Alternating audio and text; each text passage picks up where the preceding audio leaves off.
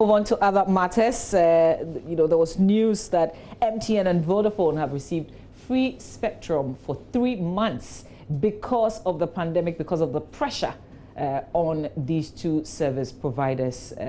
And we want to understand what that means. Do we have freebies coming our way as citizens as well?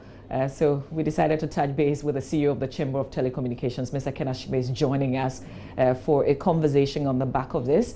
Mr. Kenashigbe, good morning to you. It's good to see you this morning. We're just wondering, the free spectrum, what does it mean and how would that translate to the user? Do we get something for free? Well, thank you very much. Already the users are getting a lot for free. So I'm pretty sure you know that we have about 100 Facebook sites that you can access for free. And there are other things that are happening. What this free spectrum would do, it would increase the capacity of the operators be given to. You need to realize within the era, because of the limitation, load grows, what ordinarily the network would have to put more cells side to be able to serve all of them. But that takes a lot of time, that takes a lot of doing. So what this would do is that it would give them more capacity once they deploy, and then it would result in better tools for customers. So basically, this has been done to ensure that the stability of the network will also improve the quality of service.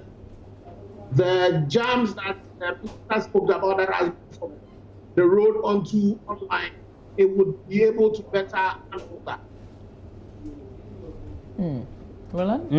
But generally, we also do know that the providers have excessive pressure on them at this time, and it's all because of the layout of infrastructure. And the question is, are there fears within the service providers because of the type of structure or infrastructure they have, and the pressure that could come on and ultimately could have some implications for either expansion or the ability to be able to absorb this type of pressure from users? Well, generally, if you look at what has happened around the globe, you had load grow faster than had been anticipated because nobody saw COVID-19 coming in where we are today. So though there's been provision done by all operators to be able to handle the load, you find out that most of those have been eating, because what has happened is that not only that the load has, but the nature of the load has grown. You've had people around this time, all of us will be using, if we're in our office, what has happened is that load has been spread onto mobile because people are working. They might not, you have a lot more mobile internet than you have the fixed line. So even in those particular areas, you had those loads. You've also had load moving in particular time from where they ordinarily were to where they are. So it would mean that the engineers now need to load patterns and be able to move resources around. And this is what the spectrum would be able to do. The market like startups, they have given spectrum 700, they've given 800, they've given 2.3, they've given 2300, they've given 2600, and we've given 3200. But in Ghana, we've given two 5x10s, 800 band, also in the 2000. It's good. It would help to be able to ensure that the networks are resilient. It would help to be able to take the extra load that is happening. But definitely, we don't know how long this will last, and we don't know how long. So the operators have to make sure that they make just use of this risk to ensure that most importantly, the network will be available and will be stable. The congestions that would be minimized. And I know that over the last, is it 1 month or 3 weeks, you've been giving all the precautions about how we need to use data wisely, etc. And then this was culminated with the announcement that there's been the extension of the spectrum for 3 months. When we're talking about excessive pressure by users on infrastructure of these providers, what really do we mean? What quantums are we talking about? Which numbers are we talking about? And which of the geographical sections of the penetration of our country are we talking about? Well, the interesting thing is, we have the triangle. So we basically have your Accra area, you have your second, and then you also have massive. The interesting thing is that all district capitals are covered. So in the past, your CBDs were the places where you were seeing a lot of, and then people will go back to home. In the past, our peak was in the evening. Now the peak is still in the evening. We're beginning to see some peaks also in the morning between 9 and 11. You also see some peaks. The interesting thing is that some residential areas are also seeing a bit of move into those directions, especially in October. So that's also one of the things that is happening. And so we are hoping that these resources we deploy a lot more in the high density load areas. It might not necessarily result in additional expansion of those areas that they already are. It would, in the short term, will become just 3 months. It will be concentrated in areas where already the engineers are seeing peaks, a lot of peaks and a lot of traffic in those areas to ensure that we can improve the quality of service. Well, we have to let you go, though, because you have an important meeting. But generally, the customers had been clamoring for some reduced rates, etc. If you look at what the structure of taxation and the operational costs and related issues are before and even within these difficult times, what could be made available to consumers by way of affordability and all? So what has happened generally is that you are finding out that operators are increasing the caps on particular bundles. The bonuses, they are adding a lot more bonuses to what it is that they're giving. Some of them who have fixed line expiry, they are not disconnecting. Some bundles that were expiring are now not expiring. So a lot of that is being given. But there's also a lot of free being given. As at a week ago, we were peaking over 3 terabytes of data on the educational website. Over 240,000 customers were going on a daily basis. So there's already freebies being given. If you take government workers working with Ministry of Finance, Ministry of Communication, to be able to enable them also work for free. All of this is going on. So apart from the bonus that commercials that the operators are doing, which basically because of the issues of pollution as industry, they speak about that individually. Generally, as an industry, that the industry is giving. Bear in mind that beyond the issues of the PSM, if you go to the mobile financial sector, these 100 that transfer, pretty sure that by the time we're finished with the 3 months, the cost to the operators of mobile money will be in excess of 80 million Ghana fees that have been given. That the industry already is giving to customers. Because realize the fact that without the customers, there's no business, and we don't know how long it will go. Already, your people who would have bought the 150 to be able to make voice They are all gone because most of these are people who earn the daily wages that. So the difficulties that even our society who generally are that age who are beginning to suffer because that generally the cut that is being spent is even.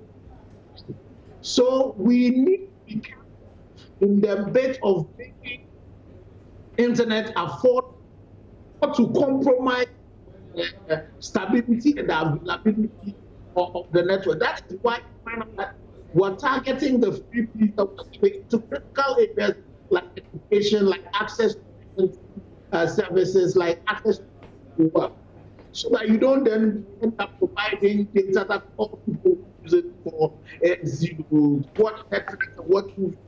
Rather, you want to target it to place that is critical for work. Okay, my last question. If you answer it well, then I will ask the next one. That's a tricky one. Okay, so for my network, I have a 10 gig package, and then I decided to find out what my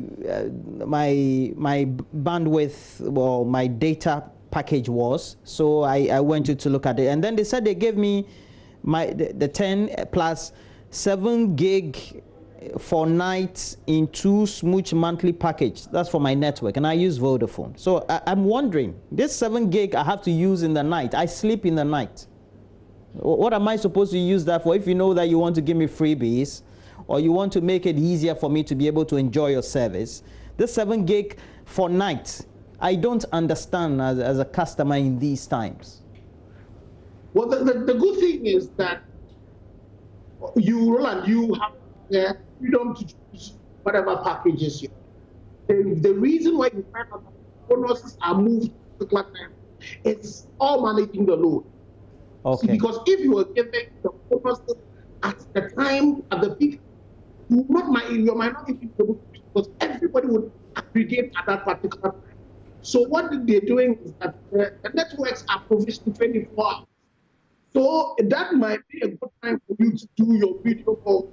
That might be a good time for you to be able to, do some of the heavy at that particular time. So what the networks do is that they play with time. They play with places that they move the load, so that can balance the load. Because if all of us were going to all of us decided that just at 8 a.m., what would happen? That we'll have that choker block between Motorway and about. But if I decide to go at midnight, you decide to go during the day, so we can spread the load. Okay, so that's the trick. They are doing it like the way ECG does their thing, load, managing load. Yes, it really, I wouldn't really even call it a trick. It is the way to manage the network. So you find out that even there were packages that are sold purely at night. So you find out that people but you can use it between particular times. And the whole reasoning behind that say that at a particular point in time, your network is available, but there's no load. And then also you have to pay the electricity bill, you are running all your bills. Then you also have the situation where people are using it at one particular point. So can you give them an incentive to move to that particular time of day? Bear in mind also that we live in a global world. When we are asleep at night, somebody might be your loved one somewhere might be awake. So you might use that bonus to do some audio, and I recommend that we do audio calls on, what Facebook calls audio. Don't do too much. Unless we're doing TV like this, the benefit of viewers. And then let's make sure that we are prudent in using. But the reason why that is just to move the load. Because it's a shame that we have owners at one particular, and then the next appear, and then we don't allow people to use it. But currently, people will not move there. You have to get them to move there. You need to give them incentive to be able to go there. Well, so all this is good, right? We're in for some great times as consumers. Well, I would say that all of us should bear in mind that we are in very difficult times. We are in very unprecedented times. Because another thing that we are faced with is the challenges in global logistics. So right now, when you really need to be able to do maintenance, to be able to do some of these expansions, you might order equipment. But because of the fact that global logistics are not doing as they ought to do, even getting a flight to bring the equipment, it would be very difficult. So we need not only telecommunication, all resources that we have, even electricity, even water, even, for you, the media houses. Currently, if you touch wood, any of your equipment is damaged, to be able to replace that with difficult. So we need to be able to do things prudently. So I'm pretty sure that even for the new TV stations and all of that, we need to start resting a lot of equipment. If they're doing a 5-camera work, you start doing 3-camera work so that 2 of them will be left and then be used as another. It's the same thing that we need to do with all resources. Resources are not, they come. We also have scarcity. And within a crisis where you have various countries deciding that they will not export as much, we need to conserve whatever it is that we have. Let's use the resources that gives us the best. So, but we would, in terms of the network, working with the regulator, NPA, and then also the future communication, there are a lot of strategies that we put in to be able to ensure, data and also the stable and the experience that customers is good. It won't be difficult, but I'm pretty sure we'll be able to ride the storm. Thank you very much for spending your time with us, and we're grateful. This education is good for all of us who now are very much fixated. We're almost having a techie if our data is consumed or exhausted, and we have to renew the packages. But because we are now using more data because we're staying more at home within the period of the lockdown in the areas that have been affected. We're talking Accra, Tema, and Greater Kumasi. And enjoy your meetings there. Now, Ken Ashigbi is a CEO for the Ghana Telecommunications Chamber, or the Ghana Chamber for Telecommunications. That's more appropriate. But in the meantime, I have to transition and talk about all the related things. Because while you're at home, you're in the lockdown areas of Accra, Kumasi, the other extended areas of Kaswa, way into the central region, and in Kumasi and the adjoining areas that so far within the political lexicon has been referred to for spatial and geographical purposes as Greater Kumasi. You know that you are now in a state of sometimes dilemma, some psychological distress because of the related issues. But aside that, we also do know that when you hear the news about somebody contracting coronavirus and ultimately turning out positive and then negative after recovery, they also leave in the wake a lot of stigma, a lot of some psychological issues within communities and the society. But how do we prepare our minds knowing that it is not a bad thing having contracted a disease but also turning out negative? And that is why we decided to have a clinical psychologist, but more so a member of government's COVID-19 response team. Dr. Amachrewa Edwin is going to join us. And I tell you, we want to just do a recap of a statement during the last press briefing. Do know that it's about how you handle such a pandemic as a society, as personalities, as individuals in the society. Having reliable information is one. We know that regularly the Ministry of Information, together with the Ghana Health Service, the Director General is here, update us with what is happening. So you have to have the know-how, and then we show empathy to people who are being affected. We have a saying that says that if you see your neighbor's beard on fire, you collect water, you fetch water and put it against yours. Not because yours will catch fire too, but in case yours catches fire, you have water to douse the fire.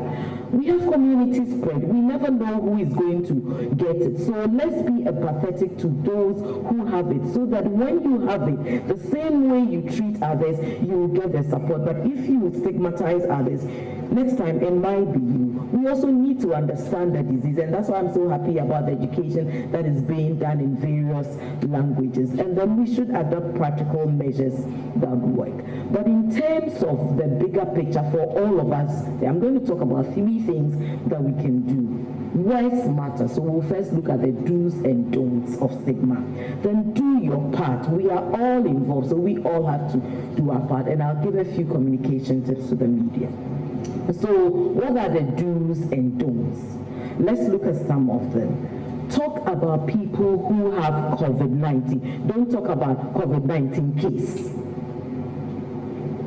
It's not the same. The person is a person first. So a patient or a person with COVID-19 or being treated for COVID-19 or recovering from COVID-19. We don't want you to say COVID-19 case, COVID-19 suspect, COVID-19 probable. That is stigma generating. Do talk about people who are presumptive to have the disease rather than suspect. Because the police officer just spoke. Once we use the word suspects, it's like you've done something wrong, and that is what is in people's minds. So what you want to say is that this is a person or a patient who is thought to have COVID-19 or may have it. It's also important that you talk about the fact that, oh, this person traveled and contracted the disease rather than he traveled and brought the disease to Ghana.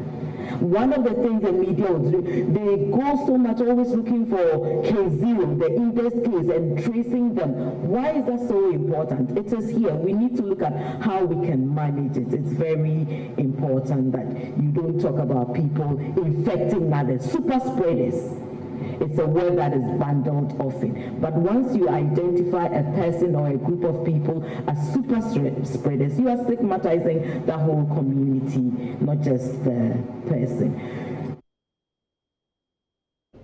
Well, so you watched that or heard that. We're taking a break. When we come back, we'll speak to her. Dr. Edwin will be on stream.